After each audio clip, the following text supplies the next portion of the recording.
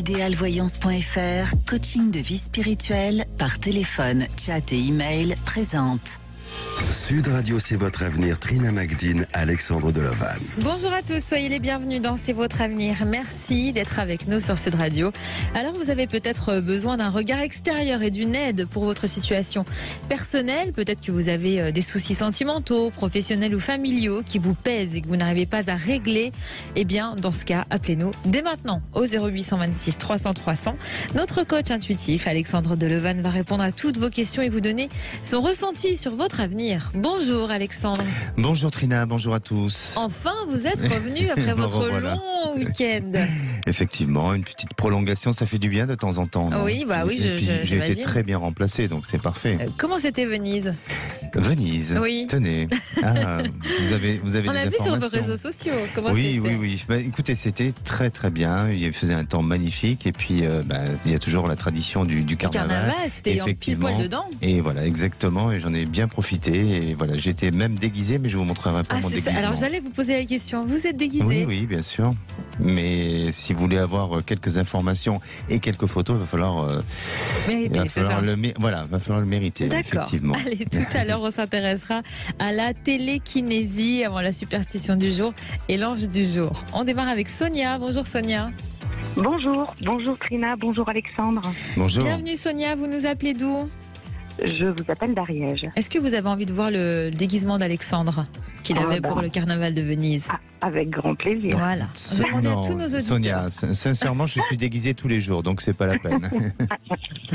Alors, votre fils est très torturé, hein? Oui, très. Racontez-nous. Très. Écoutez, il met une ambiance à la maison qui est terrifiante. Il ne veut rien faire. Il ne sait pas ce qu'il veut faire de sa vie. Il a des idées. Les seules choses qui l'intéressent, c'est devenir riche, mais sans pour autant passer forcément par le travail qu'on connaît nous, en fait. Donc c'est assez déstabilisant. On a beaucoup de mal à communiquer avec lui. Il peut être adorable comme absolument odieux, violent même. Il ne se sent pas bien du tout dans sa tête. Il n'aime pas sa vie. Ça fait beaucoup de choses. Oui, en effet. C'est un peu ce qui ressort quand il exprime quelque chose. C'est-à-dire quand il exprime quelque chose, c'est plus pour nous dire que on est responsable de tout ça et que s'il en est là, c'est notre faute. En gros, c'est ça. Et puis il souffre, et ça c'est sûr qu'il est en souffrance. C'est ce qui m'inquiète le plus finalement, c'est de le voir dans cette immense souffrance et à ne pas essayer d'avancer dans la réalité de la vie, de pas se servir de ce qui existe, de chercher ailleurs, quoi, de chercher ailleurs le bonheur. Quel âge il a? Il a 20 ans. Quelles études il a fait? Enfin, à quel niveau il s'est arrêté? Il s'est arrêté en première avec le confinement. Et depuis, il n'a pas repris l'école? Oui, il a tenté des choses à droite, à gauche, et il n'a jamais fini ce qu'il commençait. Jamais. Vous dites qu'il est parfois violent. C'est verbalement? Oui, principalement verbalement, et puis après, il tape dans les murs, il casse, voilà. Bon, après... Des fois, on pourrait imaginer que ça puisse aller plus loin. Mais ça arrive suite à des disputes que vous avez ensemble ou sans raison? Oui. Non, ça arrive aussi de lui-même, seul, parce qu'il s'est mal réveillé, parce qu'il y a quelque chose qui lui a pas plu au réveil. Ça peut être un détail. Il est mal réveillé, il a une mauvaise, je sais pas, on lui parle alors qu'il fallait pas lui parler, que c'était trop tôt, ça peut être tout et n'importe quoi. Et... Il est suivi? Non, il l'a été, oui. Il a vu, depuis longtemps, il a vu plusieurs psys, le dernier en date, qui était un psychiatre, et il n'a pas voulu continuer. C'était une alternative que je lui avais donnée, mais il n'a pas voulu continuer. Et depuis combien de temps il est comme ça, violent? Vous parlez d'ambiance terrifiante à la maison, les mots sont forts. Oui, alors on va pas dire que c'est en permanence, hein. Mais disons que si on essaye de parler avec lui, disons qu'on essaye d'éviter les discussions avec lui et de choisir vraiment les moments pour. D'accord. Parce que ça peut être, ça peut tourner à la dispute, et quand il commence à se tendre, là on sait pas où on va, quoi. Et au niveau de ses fréquentations, que ce soit amicales ou sentimentales, est-ce que vous avez des informations?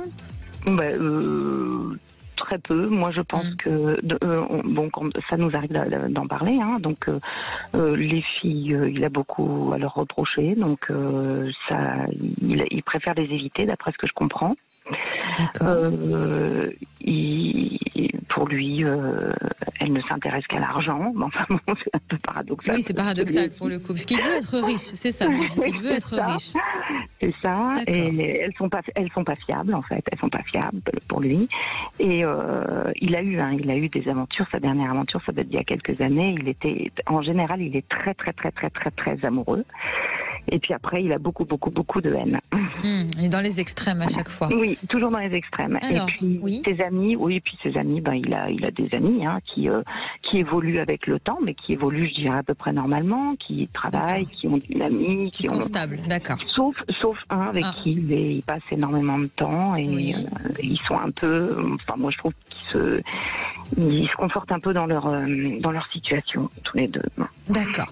Alors, vous nous avez envoyé des photos de lui qu'Alexandre a sous les yeux. Qu'est-ce que vous ressentez, Alexandre? Oui, alors effectivement, bon, après, sans vouloir porter de jugement concernant votre fils, mais pour moi, au niveau de sa personnalité, il se recherche. Il y a peut-être parfois un état un peu de bipolarité qui semble ressortir. C'est pas pour autant que je donne un diagnostic médical, mais il y a quelque chose sur lequel il a besoin de maîtriser, de contrôler. Mais il y a plusieurs choses qui semblent apparaître. Alors déjà, il veut gagner beaucoup d'argent, il veut être riche, c'est ambitieux, c'est très bien, c'est ambitieux. Après, aujourd'hui, la génération d'aujourd'hui, parfois, on peut gagner beaucoup d'argent en faisant peu. On n'est pas dans les mêmes, je dirais, modèles et dans les mêmes fonctionnements qu'il y a quelques décennies. Donc, pourquoi pas, et c'est tout à son honneur, à un moment donné, d'avoir cette envie de gagner d'argent, d'être riche, pourquoi pas. Maintenant, il faut qu'effectivement, il se rende à la réalité des choses, et effectivement, aujourd'hui, il est emprisonné dans ses émotions, dans cet état d'agacement, d'énervement, de choses qui peuvent l'insupporter. Et pour moi, il y a une chose qui est certaine, c'est que cet homme a besoin de bouger et a besoin de voyager. Il a besoin de voyager, il a besoin de s'émanciper ailleurs, il a besoin d'aller à la rencontre de d'autres cultures, à la rencontre d'un autre monde, qui va lui permettre à un moment donné d'ajuster sa vision des choses, et qui va lui permettre aussi de voir, je dirais, ou d'avoir une projection différente de celle qu'il a aujourd'hui. Ça semble vous parler, Sonia? Ça semble me parler, mais malheureusement, on lui dit, il faut que tu bouges, il faut que tu voyages, mais il refuse. Il a même du mal à sortir. Il sort très peu, il est beaucoup enfermé, et quand on lui dit il faut que tu voyages, il veut pas. Il veut pas partir de la maison, il veut pas bouger. Certes, aujourd'hui, oui, parce qu'il est dans une situation où il est bien protégé, et il est un peu le roi. Il se conforte. Voilà, et puis il joue un peu le rôle de l'enfant roi. Donc, et vous lui en laissez cette possibilité-là et cette capacité à pouvoir régner de cette manière-là. Donc, ça marche, ça fonctionne, et il continue. Pour moi, il y aura un déclic à un moment donné de voyager, de prendre peut-être une décision de partir à la découverte, mais pas pour seulement voyager pour un déplacement d'agrément, mais peut-être tout simplement pour aller vers peut-être l'envie de s'installer ou d'aller vers une mission professionnelle. Une construction de vie. Oui, et dans un intérêt de recherche aussi. Et donc, il y a quelque chose de bon et de positif qui s'annoncera à ce niveau-là et qui l'amènera aussi à changer. Et puis, aussi, par rapport au lieu de vie, alors je ne sais pas où vous vous situez exactement en France, mais pour moi, il est un peu isolé. Et donc, dans cet endroit-là, il s'isole d'un monde et il est dans son côté un peu virtuel. Bon, pas seulement virtuel, parce qu'aujourd'hui, avec la technologie, on peut très bien, au travers des images, avoir connaissance de ce qui se passe ailleurs. Mais malgré tout, il y a quand même une notion de virtualité qui ressort chez lui, qui fait que ça l'amène à être un petit peu, pas faussé, mais être dans le déni de certaines choses. Et vraiment, même si c'est votre enfant, et ce que je comprends, et que vous n'avez pas envie de le voir en danger ou en difficulté, mais il faut, à un moment donné, l'amener à se créer, non pas son insécurité, mais à aller au-delà de la sécurité pour justement connaître un petit peu ce que c'est aussi autrement la vie, et on peut vivre très bien et aussi s'intéresser ou avoir un regard autre que celui dans lequel on est, et c'est son cas à lui. Vous ressentez un déclic d'ici combien de temps, en tout cas un changement pour du mieux? Pour moi, à ses 21 ans. Vous m'avez dit, il a 20 ans là. Oui.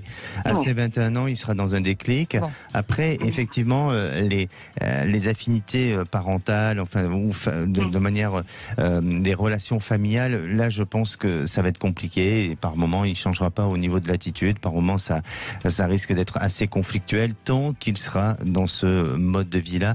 Donc, n'hésitez pas un petit peu à provoquer, avec bien sûr son père et votre mari, à provoquer un peu les choses pour non pas créer un cataclysme, mais pour créer justement une prise de conscience et un véritable un véritable changement pour lui. Sinon, vous allez faire un enfant qui va rester longtemps à la maison et qui va décider pour vous.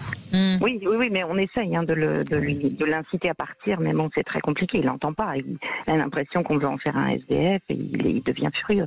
Donc c'est vrai que c'est assez pas compliqué. Évident. Il aura le déclic. Il aura le déclic. Il aura le déclic à ses 21 ans. Bon, super. Vous le voyez heureux quand même, parce que finalement, c'est ça. Totalement. Je le vois heureux. Je le vois avoir cette capacité à gagner de l'argent. Alors après, je ne sais pas ce que c'est que la notion de richissime ou chacun a sa vision des choses. Oui. Puis bon, ça, pour moi, c'est bien sûr que le côté matériel apporte un confort, mais ça peut être aussi aléatoire sur certaines choses. Et ce qui est important, c'est avant tout, c'est la profondeur de l'individu et ce qu'on apporte aux autres. Voilà, exactement. Et s'il se construit bien en étant dans cette dimension humaine, eh bien, en plus, s'il est riche, alors là, ça sera un homme merveilleux.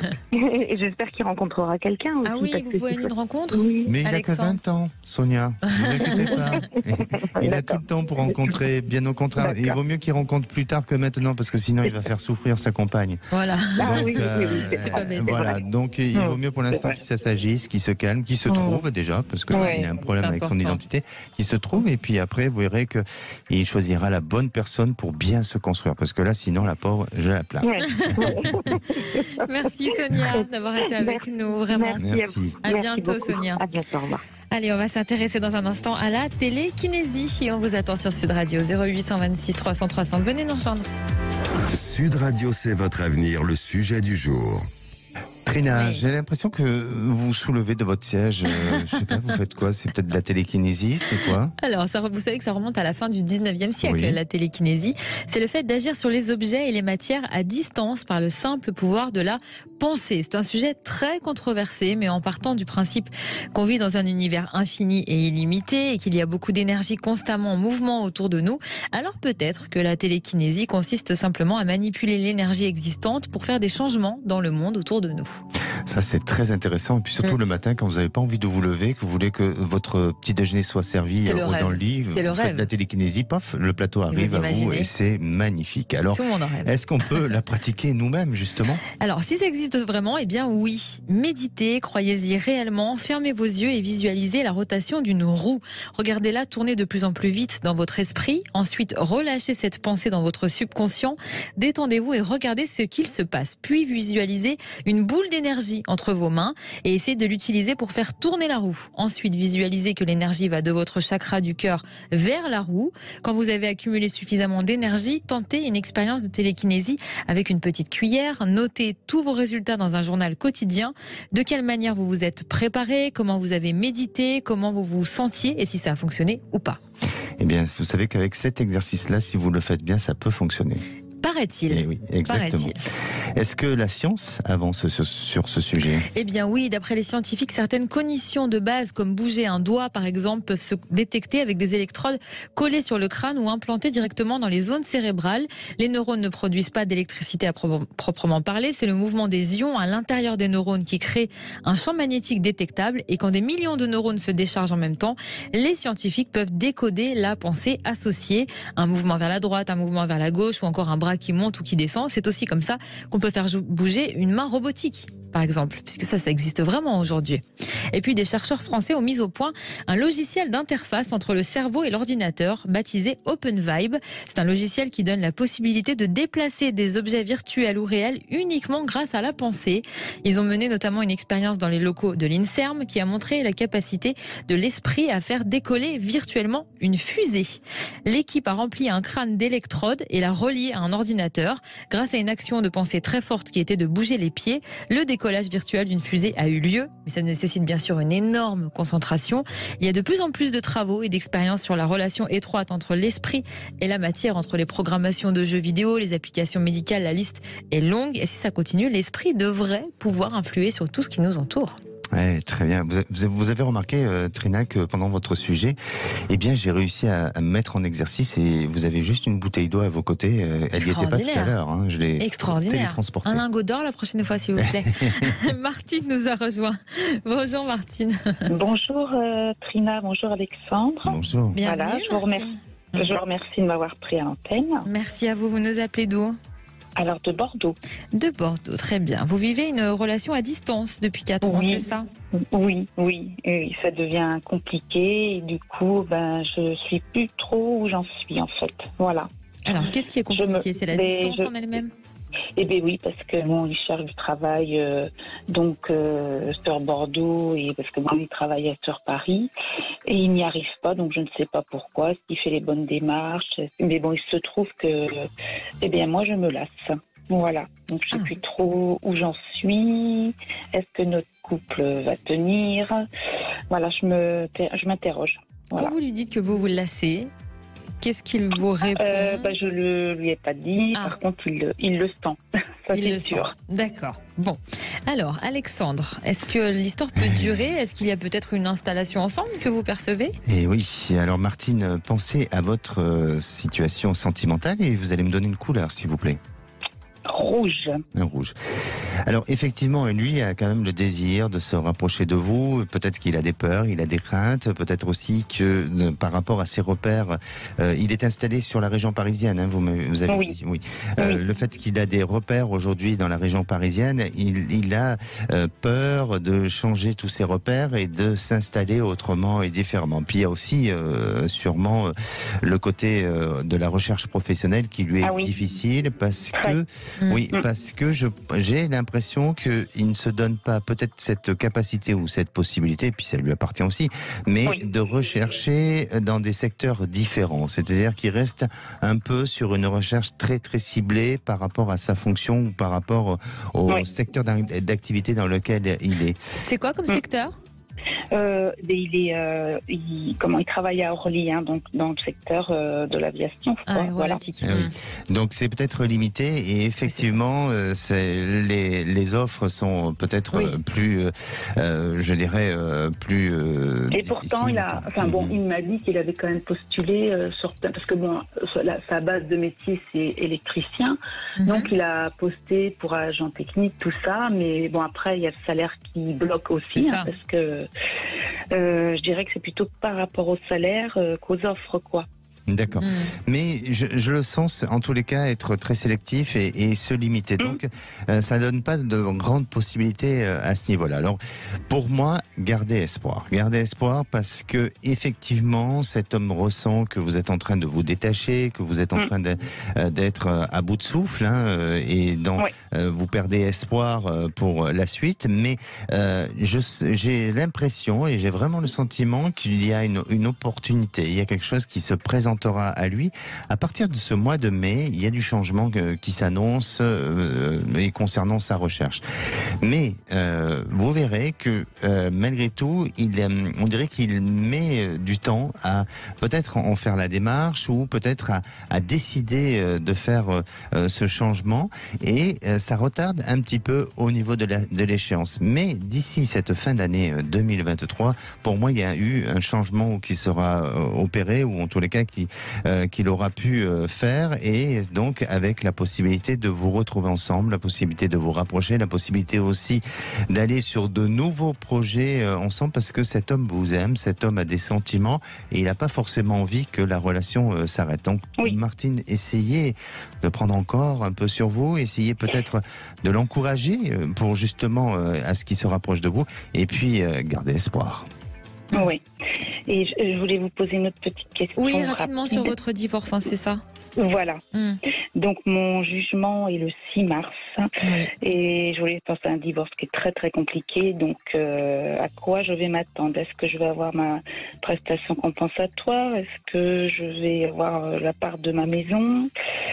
Voilà, il y a des choses. Voilà, mon ex-mari en fait rien me donner. Donc voilà. Alors Martine, pour moi vous êtes bien défendue. Vous êtes bien défendue et même s'il y a de la contestation dans l'air, en tous les cas il y a une défense à votre avantage qui fait que vous obtiendrez une pension compensatoire ou une prestation et avec une petite part de la maison. Donc il y a quelque chose de positif, mais qui risque juste de se retarder dans l'échéance un petit peu, mais c'est bon. Tenez-nous au courant, Martine. Oui, avec plaisir. Merci d'avoir été avec nous. À bientôt, Martine. Allez, on vous attend sur Sud Radio 0826 300 300 si vous voulez être éclairé par Alexandre. À tout de suite. Et de retour dans C'est votre avenir, toujours avec notre coach intuitif Alexandre qui répond à toutes vos questions, peu importe le domaine, au 0826 300. Je voulais voir si vous n'aviez pas oublié le numéro pendant votre carnaval de Venise. Oublié du tout. Et superstition du jour. Je réagis aussi. Alors, eh bien, la superstition du jour, vous savez, c'est sur l'aigle. D'accord. Vous connaissez cet animal? Oui, évidemment. Vous avez peur des aigles? Non, je trouve ça magnifique. C'est vrai? Oui, majestueux, c'est très très beau. Oui. Alors, on a longtemps vénéré cet oiseau et dans les religions de civilisation et de règne, on disait que l'aigle était capable de regarder le soleil en face et de prédire aussi l'issue des batailles. D'accord. Et c'est vrai que dans le symbole, on retrouve souvent l'aigle. À cette époque, on l'observait avec beaucoup d'intérêt et pour les montagnards, eh bien, garder la langue d'un aigle sur le col de son manteau facilite l'escalade de la montagne. C'est leur superstition. C'est un peu crade, mais... Alors, bon, peut-être qu'on peut garder tout simplement une langue en plastique ou quelque chose comme ça, pas forcément la langue d'origine. Oui, je ne sais pas. Il faudrait être montagnard pour savoir, peut-être. Alors, il serait toutefois de très mauvais augure d'apercevoir un aigle du fond d'une vallée ou d'entendre seulement son cri à cette attitude et dans un lieu pas ordinaire parce que ça pourrait annoncer un cauchemar ou en tout cas une mauvaise nouvelle et donc on redoute quand on entend ce genre de cri ou quand on le voit qui passer de cette manière-là. Donc c'est un peu un oiseau de mauvais augure au final. Il y a les deux aspects. Il y a deux aspects, mais vous savez, c'est un peu comme le chat où on peut penser que ça peut être, ça peut porter malheur ou ça peut porter bonheur. Le chat noir, le corbeau. Donc voilà. Mais c'est vrai que l'aigle a un côté mystique, a un côté impressionnant. Donc c'est pour ça qu'il laisse aussi apparaître ou en tous les cas supposer pas mal de choses. D'accord. On retrouve Marie. Bonjour Marie. Bonjour Trina, bonjour Alexandre. Bienvenue Marie, vous vous appelez d'où? Des Bouches-du-Rhône. D'accord. Alors, votre dernière relation s'est arrêtée brusquement? Oui, c'est ça. Sur un malentendu. Elle s'est arrêtée sur un malentendu. Et en fait, on n'a pas arrêté de remettre le sujet sur le tapis. On n'a pas, je sais pas pourquoi, on n'a pas réussi à passer au-dessus. Et en fait, au bout de 3 semaines, il a décidé de partir. Et depuis, on a beau parler, ça fait à peu près 6 mois, il revient pas, enfin, il ne veut pas lâcher. Et voilà, c'est très compliqué. Moi, j'ai du mal à passer à autre chose. J'ai du mal à digérer cette rupture. Parce que pour moi, elle est injuste. C'était quoi exactement ce malentendu ? Je le sentais distant, il était parti en vacances, j'ai commencé à le sentir distant, après lui il commençait à pas être bien, je sais pas, je demandais si ça allait bien, il me disait que oui, mais bon en même temps il continuait à être distant par message quand il était un peu là, et bon à force de remettre tout ça sur le tapis, ça a un peu saturé les choses. Et il est parti. Bon et après il a rien voulu savoir, il est resté, on va dire voilà, braqué sur ses idées. Et tout en me reprochant certaines choses aussi, alors que c'est pas forcément justifié. Comme quoi, par exemple ?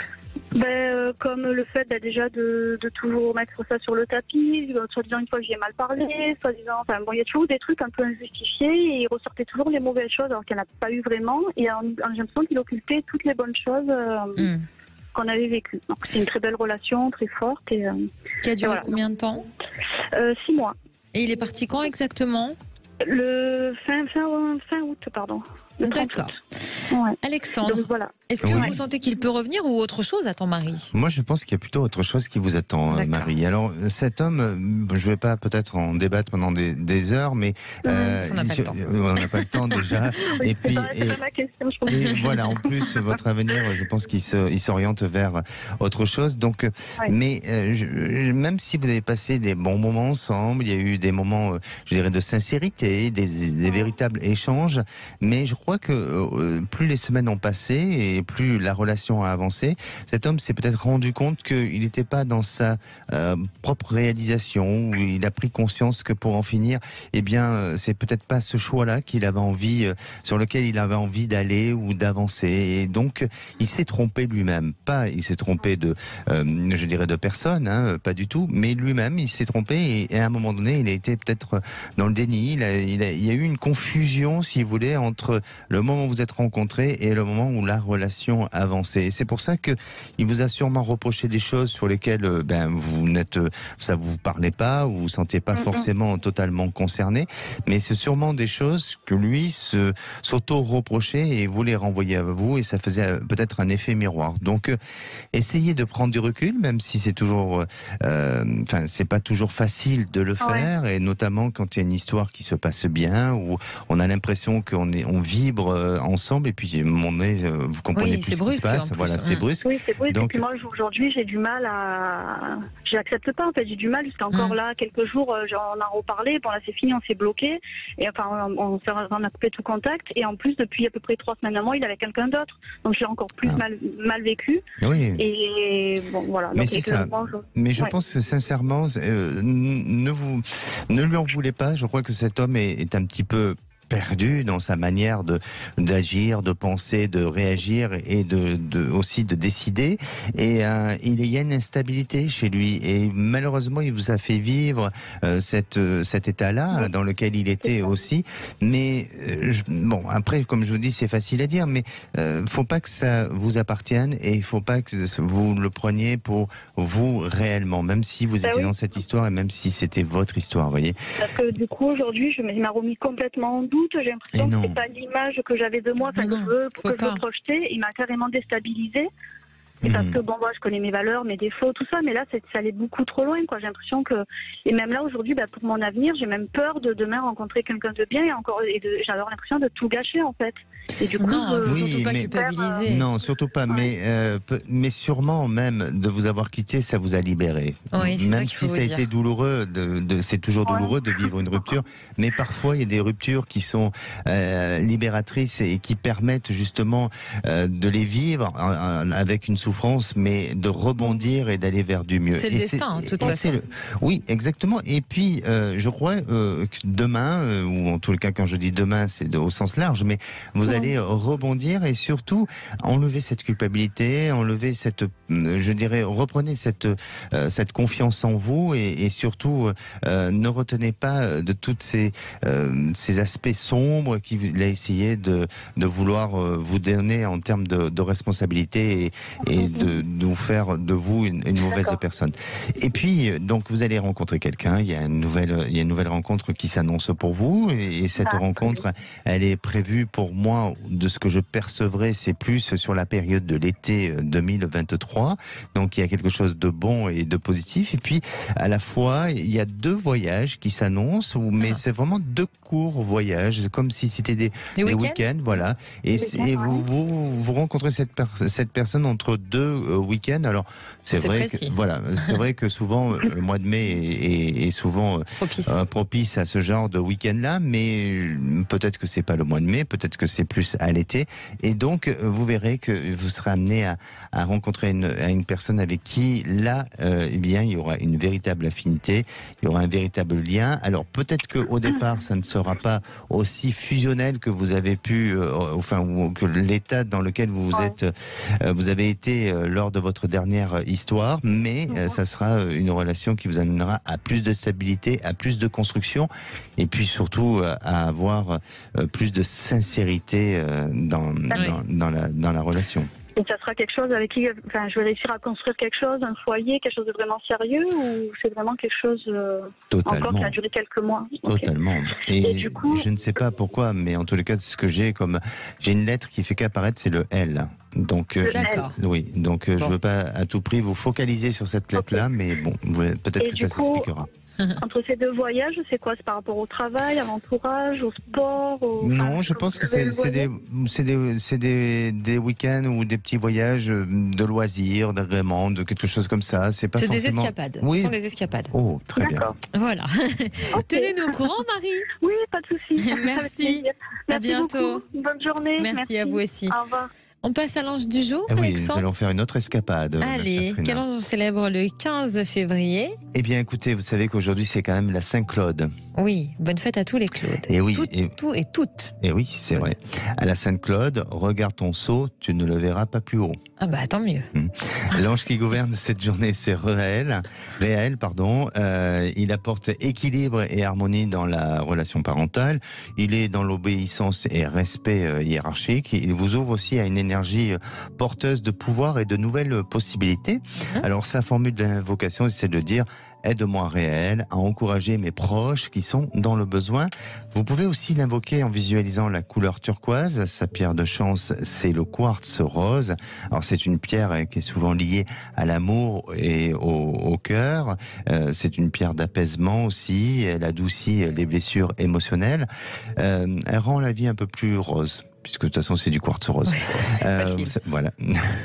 La poudre de quartz rose a des vertus contre le vieillissement de la peau. C'est ce que vous mettez tous les matins. Je vous en prie. Vous allez me dire, je vous le permets pas. Je vous en prie, j'ai dit. Je vous en offrirai de la poudre rose, mais vous n'avez pas besoin. Rattrapez-vous. Poursuivez. Sur vos 20 ans, le temps passe. Et puis voilà. Mais voilà, j'en suis là. Ah bah en plus. Voilà. Finissez sur cette note-là. Je finis sur cette note-là. Très bien, je me vengerai. On accueille Sarah. Bonjour Sarah. Bonjour. Bonjour Trina, bonjour Alexandre, merci de me recevoir. Bonjour. Merci à vous Sarah, vous nous appelez d'où? J'appelle d'Avignon. D'accord. Alors, vous avez du mal à trouver une stabilité professionnelle, c'est ça? Oui, tout à fait. Voilà. Donc, je travaille avec mon époux. On est en binôme depuis un petit moment maintenant. Et les aléas de la vie, puisqu'il était boulanger de base, on a dû vendre notre boulangerie il y a un petit moment déjà maintenant. Et donc, du coup, on a dû rebondir et se réinventer professionnellement. Donc on est rentré suite à la vente de notre boulangerie dans la grande distribution et on a une petite supérette. Mais voilà, on a dû déménager, partir loin de notre sud et pour finalement revenir là il y a peu de temps. Je vous la fais rapide. Et donc du coup voilà, on a un nouveau projet qui n'est pas loin de notre famille, de nos amis, de notre centre en fait. Et j'aurais voulu savoir si c'était enfin le bon projet et si on allait enfin connaître un peu de stabilité au niveau professionnel. D'accord, parce que vous pensez que vous n'avez peut-être pas fait le bon choix. Oui, des fois je constamment un petit peu de doute en ce moment, oui. D'accord. Alors, Alexandre, est-ce que c'est le bon choix? Est-ce qu'il va y avoir une stabilité professionnelle pour Sarah et son mari qui arrivent? Et si oui, quand? Et oui, alors je suis un peu partagé sur cette réponse. Je ne veux pas mettre le doute du tout, mais je sens que vous êtes encore dans cette période un petit peu de fragilité, dans cette période un petit peu où on se pose des questions, où peut-être de cette perte de confiance qui perdure un petit peu et qui ne donne pas suffisamment un sentiment de, je dirais, d'assurance, de confiance, de volonté d'avancer et de foncer les yeux fermés. Donc, oui, je crois que cette période va durer encore un peu comme ça et il faut, malheureusement, je crois, il faut vraiment que vous arrivez à la dépasser, que vous arrivez aussi à accepter de vivre cette période pour arriver à autre chose et pouvoir sortir de ce moment un peu douteux et un peu fragile. Oui. Alors, la période de 2024 est une période où l'année de courant 2024, en avril 2024, c'est une période où là, il y aura des choses qui vont bouger, qui vont changer pour vous. Mais d'ici là, et donc c'est un peu plus d'un an, d'ici là, on dirait qu'on reste sur une même tendance. Ensuite, sur un changement d'endroit, de lieu, c'est fort possible, où il y a peut-être une possibilité de renouveau et d'une réinstallation qui peut très bien se faire et se mettre en place. Mais là aussi, vis-à-vis de vos investissements forcément matériels et financiers, attention, parce que je sens que ça peut vous fragiliser pour une période à peu près de 2 à 3 ans. Je parle de fragilité, je ne parle pas de catastrophe. Pour autant. Donc, faut être prudent. Mais vous allez arriver quand même à votre objectif. Vous allez arriver à sortir de cette période un peu critique et puis pour vous permettre ensemble avec votre mari de retrouver un bon équilibre. D'accord. Donc avril 2024. Avril 2024, oui, c'est un mois qui est important et qui me semble être, qui peut apporter peut-être ou déclencher quelque chose de bon et de positif à cette période-là, oui. D'accord, ok. Donc il faut patienter encore un petit peu. Là, oui. Le temps de construire tout ça. Le temps de construire, mais ça va se mettre en place. D'accord. Oui. Ne perdez pas espoir. Parfait. Oui, ça va être dur, mais il faut vous accrocher. En attendant, retrouvez votre respiration. Oui. Merci Sarah. Et ne regrettez pas de nous avoir appelés, surtout pas. Non, l'espoir est toujours bon. Exactement. Bon, tenez-nous au courant. Oui. Très bien. Merci Sarah. À bientôt. Merci. Allez, on part sur le groupe Facebook C'est votre avenir que je vous invite chez vous à rejoindre si ce n'est pas déjà fait. Et on va prendre le message de Stéphanie qui nous dit: j'ai rêvé que j'embrassais longuement une autre femme alors que je suis pourtant hétérosexuel. Cela me perturbe. Comment l'interpréter? Vous avez jamais fait ce genre de rêve? Moi, non. Non, jamais. Moi, non. Et vous? D'accord. Oui. D'accord. Oui. Alors, comment on l'interprète? Eh bien, écoutez, l'apparition d'une femme, qu'elle soit anonyme ou non, dans un rêve est toujours révélatrice de son image féminine. Alors, on dit que dans ce rêve, ça représente un nouveau aspect de sa personnalité qui est en train sûrement d'apparaître, de se transformer. Il y a quelque chose qui s'opère à l'intérieur de cette personne. Ça peut aussi amener un changement un regard du monde différent de ce qu'elle peut avoir. Et puis ce fameux baiser sur la bouche, bon, en soi c'est plutôt sympa. Oui. Mais s'exprime la communication d'esprit à esprit, ainsi que la communication avec l'entourage, peut-être aussi le rapport de la sexualité de la femme, parce que là il y a de l'homosexualité dans le rêve, du coup. Alors oui, il y a dans le rêve, dans la symbolique, mais ça ne veut pas dire forcément que cette personne va vivre une période d'homosexualité ou autre, mais c'est plus par rapport à sa sexualité et de sa représentation en tant que femme. Donc ça peut évoquer certaines choses. Vous savez que les rêves érotiques souvent sont liés à des désirs ou à des peurs refoulées. D'accord. Donc, et que ça soit d'un baiser à une autre femme, peut-être que c'est aussi quelque chose qui est refoulé en elle. C'est possible. Voilà. C'est possible. Et venez nous raconter vos rêves, vous aussi, sur le groupe Facebook C'est votre avenir et à l'antenne avec vos questions au 0826 300 300. À tout de suite. Et de retour pour la dernière partie de C'est votre avenir, Alexandre. Vous êtes prêts? Mais je suis prêt, il nous reste encore quelques minutes, non? Oui, 10 minutes avant 10 les minutes, vraies voix, présentées par Philippe David et Cécile de Minibus. Et on accueille Fabienne. Bonjour Fabienne. Bonjour Trina, bonjour Alexandre. Bonjour. Bienvenue Fabienne, vous nous appelez d'où? D'Occitanie. Très bien. Vous venez donc d'hériter d'une maison. Oui, c'est ça. C'est une maison dans laquelle nous habitons depuis 2015 avec mon mari et mes 3 enfants. C'est une maison de famille. Mes grands-parents habitaient là, mes arrière-grands-parents aussi. Oui. Et donc, l'an dernier, nous sommes passés chez le notaire et j'en ai hérité. D'accord. Donc, cette maison est très belle, elle est très bien située. C'est un peu le paradis, mais elle est très grande et elle a besoin d'être restaurée. Seulement, nos situations professionnelles ne nous permettent pas de la restaurer financièrement. D'accord. Et donc, on est un peu entre deux. Voilà, on est un peu coincé entre est-ce qu'on va réussir à la restaurer ou bien est-ce qu'on va devoir partir ailleurs dans une autre maison. Voilà, vous me posez cette question-là. Oui. D'accord. Et qu'est-ce qu'il y a comme travaux à faire à peu près? Est-ce que c'est vraiment extrêmement conséquent? Alors, il y a plusieurs parties. Il y a la partie habitable, déjà, qui est vraiment à faire en priorité. Elle est habitable, on y est depuis 7 ans, mais les hivers sont un peu rudes. Et ensuite, il y a des dépendances qu'on aimerait restaurer pour en tirer un revenu. Voilà, donc en priorité la partie habitable, qui je pense pourrait être réalisée. Et ensuite, si possible, le reste. Voilà. D'accord. Alors, vous nous avez envoyé des photos de cette maison qu'Alexandre a sous les yeux. Alexandre, on connaît votre aptitude très particulière pour les lieux. Qu'est-ce que vous ressentez pour cette maison-là? Alors, effectivement, il y a des travaux à faire dans cette maison, comme vous le dites. Ça, Fabien. On a bien compris. On a bien compris. Il est fort, notre médium. Oui, c'est la poudre de quartz rose qui me rend fort, comme ça. Bien, alors, pour moi, je sens que vous allez prendre la sage décision de la revendre ou il y a une transaction sur cette maison. C'est-à-dire que, à la fois, je vous sens persévérer dans les mois à venir.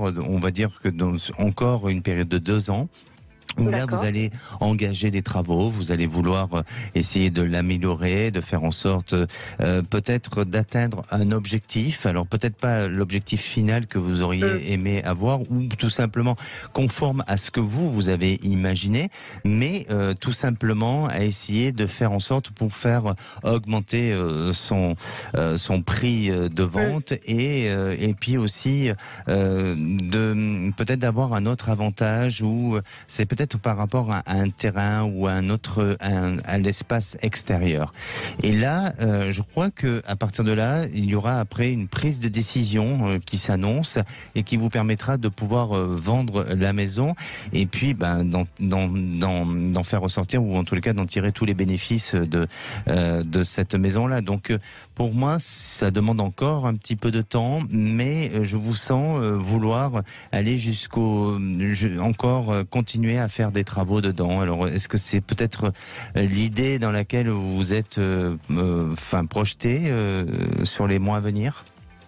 Oui, on s'est donné un an et on a entamé un projet de rénovation avec les aides de l'État notamment. Ah, c'est ça. Donc voilà, on s'est donné un an pour arriver à faire ça.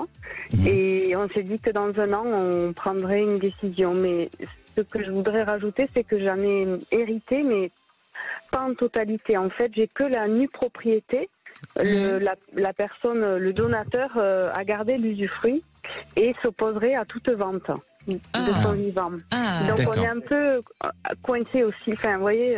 Vous faites bien de préciser ça. Oui, mais alors par rapport à ce que je percevais sur un terrain ou sur une partie extérieure, est-ce que pour vous ça vous permettrait peut-être de solutionner ou de diviser ou que vous en ayez la nue propriété de ce lieu-là, de cet endroit? Est-ce que vous pensez qu'il y aurait peut-être une possibilité? je vois pas trop. Il y a beaucoup de terrain autour, mais l'usufruit est surtout. D'accord. Alors, je sais pas. En tous les cas, il y a quelque chose qui peut se diviser à un moment donné, et ce qui pourrait permettre vous de sortir peut-être de cette nue propriété et puis d'acquérir autre chose, et ça vous permettra de pouvoir récupérer une somme d'argent. Mais en attendant, vous allez avoir cette opportunité, cette possibilité de pouvoir investir. Après, le fait que vous investissez des travaux sur quelque chose qui ne vous appartient pas dans sa totalité aujourd'hui, vous prenez des risques. Donc, soyez vigilantes et soyez vigilants ensemble pour essayer de mesurer les risques au maximum. Merci. Mais ça va se faire. Merci en tout cas Fabienne d'avoir été avec nous sur Sud Radio. Merci Alexandre. Merci. Rendez-vous demain à 16h. On s'intéressera au corps subtil. Bonsoir mon cher Philippe David. Bonsoir Trina, bonsoir Alexandre. Je tiens à dire que Trina, vous n'avez pas besoin de poudre de quartz rose pour vous rajeunir. Merci que beaucoup, ce soit mon très cher clair. Philippe David. Je me mets complètement. Elle a un corps subtil. Donc ça n'a rien à voir. Mais donc vous n'en avez pas besoin. Il essaye de se rattraper là. Oui.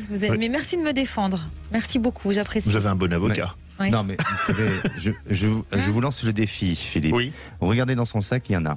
Je ne me permettrai pas d'aller fouiller dans le sac de Trina. Quel est le menu? Nous, par contre, on va fouiller l'actualité avec les vraies voix. À 17h30, notre grand débat. Rejet de l'article 2 par l'Assemblée nationale. Le texte peut-il encore être adopté? Puisque quand on regarde bien les choses, on nous disait que les députés, les républicains, moyennant 1 ou 2 amendements, allaient voter le texte. Patatras, dès l'article 2. 38 ont voté contre et 6 se sont abstenus. Est-ce que pour vous, ça peut aller au bout, ce texte sur la réforme des retraites, où là, il a vraiment beaucoup de plomb dans l'aile? On vous attend pour témoigner au 0826 300 300. Notre second débat, plus lourd, c'est un sondage Ipsos qui parle des discriminations dont sont victimes les personnes noires. Et on va poser cette question: avez-vous été victime ou témoin de discrimination liée à la couleur de peau? Vous êtes une personne de couleur, vous avez été victime de discrimination, ou vous avez été témoin, je sais pas, à l'école, sur le lieu de travail, dans la rue, n'importe où? Venez témoigner, on attend vos témoignages au 0826 300 300. Alors l'équipage dans le cockpit, c'est comme d'habitude Cécile de Ménibus et moi-même.